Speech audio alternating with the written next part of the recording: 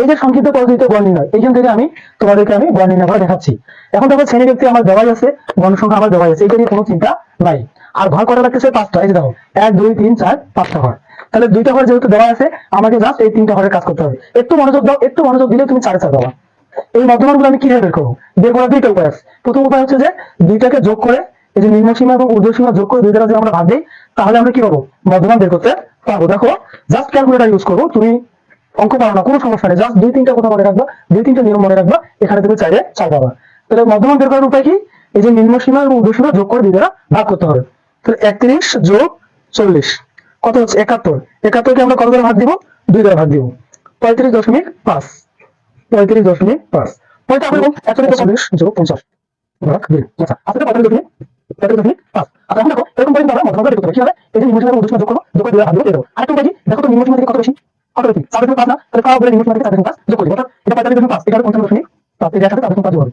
তারপরে কত বুঝতে পারছো? 45.5, তারপরে 45.5, তারপরে কত? 45.5, এরপরে 45.5। এটা আমাদের মধ্যমান নির্ণয় করা হয়ে গেল। এখন এই ধাপের চ্যুতি, এটা আমরা কিভাবে বের করবো? তুমি জাস্ট মনে রাখবা যে সর্বোচ্চ গণসংখ্যা কোন ঘরে আছে। দেখো তো এইটা সর্বোচ্চ গণসংখ্যা না, এইখানে তুমি 0 দিবা। কি করবে? এখানে 0 দিবা, কোনো চিন্তা করার দরকার নেই। যেখানে তুমি সবচেয়ে বড় গণসংখ্যা দেখতে পাবা, অসহায় ধাপ বিচ্যুতির ঘরে 0 দিবা। উপরে দিবে -1 -2 -3, নিচে 1 2 3 দিলাম। এখন FI EY, এই যে গণসংখ্যা হচ্ছে FI, ধাপ বিচ্যুতি হচ্ছে EY, এই দুইটা আমরা গুণ করে এখানে বসাবো। তাহলে প্লাস মাইনাসে মাইনাস হবে, 3 এ চলে কত? 12 10 দুগুণে 20, এরপরে 18 কে 18, তুমি তো তোমাদের সময় আমরা জানি, এরপরে 13 কে 13, এরপরে 9 18, এরপরে 3 টা 9। এখন কি করবো? এখন কোনো চিন্তা করার দরকার নেই, জাস্ট ক্যালকুলেটরটা হাতে নিবা আর সবগুলো ক্যালকুলেটরে পড়াবো, ওকে ইকুয়াল চাপ দিবা, দেখবা যে এখানে উত্তরটা চলে আসছে।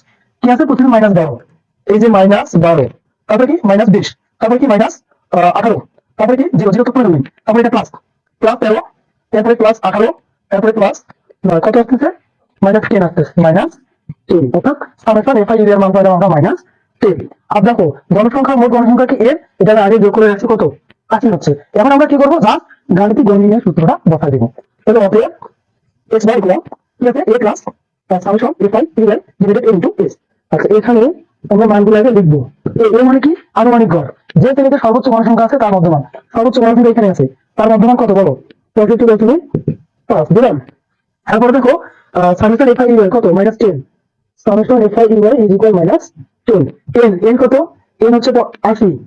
এরপরে দেখো আর কিসের মান প্রয়োজন? s হচ্ছে শ্রেণী ব্যক্তি বা শ্রেণী ব্যবধান। দেখো তো শ্রেণী ব্যবধান কত হচ্ছে? তোমাকে 31টা ধরতে হবে। 31 32 33 34 35 36 37 38 39 40, 10 হচ্ছে। তাহলে শ্রেণী ব্যবধান কত? 10। এই মানগুলো জাস্ট এখানে বসাই দেবো, বসে দিয়ে ক্যালকুলেটরে চাপ দিব, আমাদের উত্তর চলে আসবে।